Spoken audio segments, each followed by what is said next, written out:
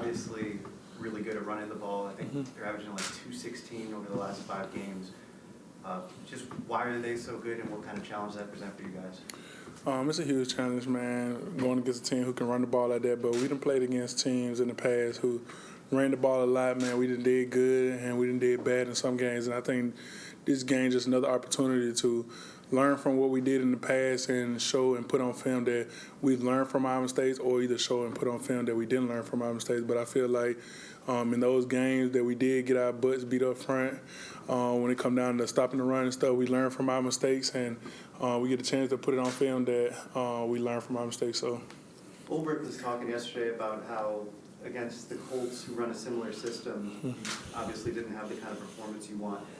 Is that kind of what you're talking about, viewing it as a chance? I mean, it's not a redo, but it's going to be a kind of... Yeah, it's just a similar, like he said, like it wasn't a great day stopping the run, man. They really got after it and really had a successful day when it come down to running the ball and stuff like that. So going against a similar scheme and similar stuff is like what I just said, a great opportunity to learn from our mistakes and put it on film and show the coaches and show each other on the team that we learn from our mistakes and going into this game right here with a similar scheme. So I know you're not going up against him, but is Fletcher Cox somebody that you kind of watch and try to kind of mold your game after him? Yeah, I looked at the Fletcher Cox my whole college career, man. He one of the guys who I felt like I compared myself to in college, and one of the guys who stood out to me in college, and is just a mentor for me.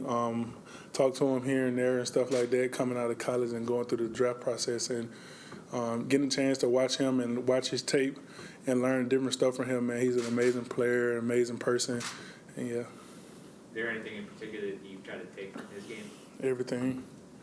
I try to take everything from his game because he's big. Like I compare myself to him all the time, and like I laugh with coaches and players on the field and stuff like that.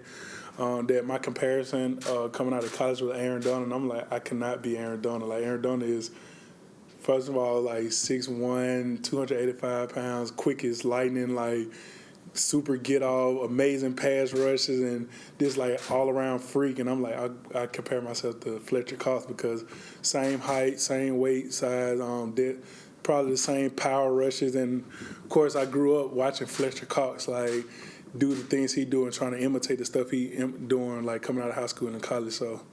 Did you have any interaction with him when the Eagles were here? Oh yeah, it was a dope interaction, man. Like I got a chance to talk to him about like his game and my game and different stuff like that, and just be cool and stuff like that. Like I talked to him before that, though, but to talk to him like in pads and in his element was like a dope experience. So you probably know Jalen Hurts a long time.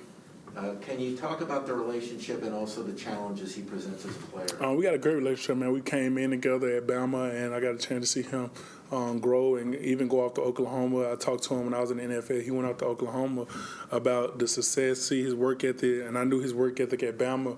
And just to know him on a personal level like that, and to see him like watching film and stuff, to see the things he's doing like right now in the NFL, and seeing the runs he making, the jukes he do, the throws he making to Devontae Smith, man, it's just a dope thing. So the Pro Bowl voting, I think you're in the top 10 on that.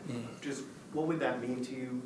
What does it mean to you to be included in that list, and what would it mean to you if you do end up a Pro Bowler? It's a huge thing, man. It's a huge accolade to have. It's a huge accomplishment to have, to be even in those top 10 with people like Aaron Donald, Chris Jones, all these top dope guys. But I'm not really focused on that right now. I'm focused on each and every week winning football games and just dominating my position when it comes down to the things I have to do on the field to get a chance to put the defense in a great position to dominate on the weekends and the team to win football games. So How much have you been keeping an eye on that voting? I try to stay out of it. I try to stay my head out of it because Coach Saban, I always like nothing comes good in the media. It's like rat poison and stuff like that. So I try not to look at it or focus on all. I just focus on just the next game, next opportunity to play on Sundays, and the next competition I got to go against. So I guess kind of in that same light, you're getting closer to the possibility of an extension. Is that something that you would be interested in, or think you kind of have?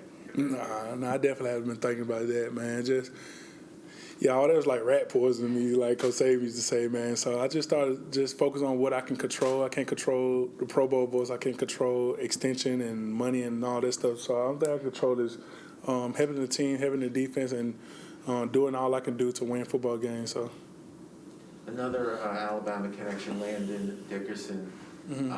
Yeah, I know you probably didn't play together because he was at Florida State and transferred there, but he's having a very good rookie year. What have you seen on tape, and what challenges does he present? I wasn't there when he was at Bama with him, but I got a chance to keep up with him and stuff like that while he was at Bama. He's an amazing leader, first and foremost, when he was at Bama, man. I got a chance to speak to him and talk to him when I went down there to watch a football game, holler at my other guys and stuff like that. And you see the same stuff he was doing at Bama, man, just basically coming off the ball, dominating the run game and the pass game, nice, sturdy, strong at the point of attack and different stuff like that he got a great scheme in his game. So.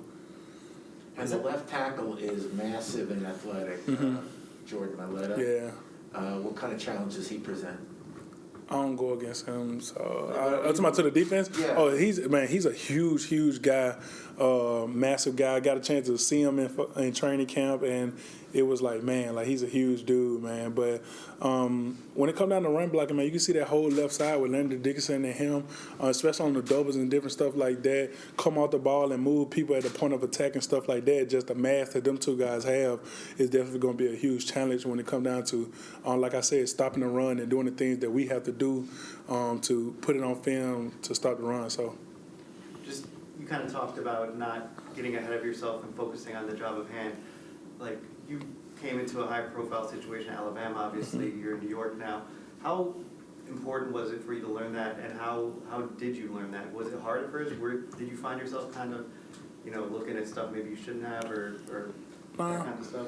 Nah, it was really easy because I came from Bama, so I was at Bama with guys like way better than me, guys who had way more accolades and way more fame or celebritized than me, and I was in the leadership room with these guys who got an opportunity to get teach by Coach Saban and teach by the other people at Bama organization to how to control different stuff. And I don't know how it is now with the NIL thing. I know it's like crazy now, but like when I was there, it was all about we leaning on each other, it's for each other, and to be up under a coach like Coach Saban, man, he instilled in us and help our characteristic build. Like, don't look at the outside stuff because it's not going to help you win or lose. So, How do you feel about that game tomorrow? I feel good about it. I got a family member named George Pickett's on the Georgia team. I'm hoping he do good, but I'm roll tide all the way. So. Were you watching last week, and was that? Yeah, I definitely watched last you got week. a little heartburn watching that? Nah, not really. I would just because I can't do nothing about it. So it's like it's one of those things like you see you enjoy the football aspect of football when it come down to the running back not going out of bounds and the different stuff that in the NFL that you like, oh man, like those kids young, like they don't know that just yet. But in the NFL, it's like we know like time on the clock, run out of bounds, the situational awareness and different stuff like that you understand. And even like when the Bama got the ball and the poise that to go down the field with no timeouts and different stuff like that, like you see like all right, like the NFL, like me being in the NFL, you see the difference between college and the NFL watching games like that. So You and Jamie Sherwood go at each other as an Auburn guy. yeah, I talk a little trash when we won, but before we won, I was like, I ain't saying nothing.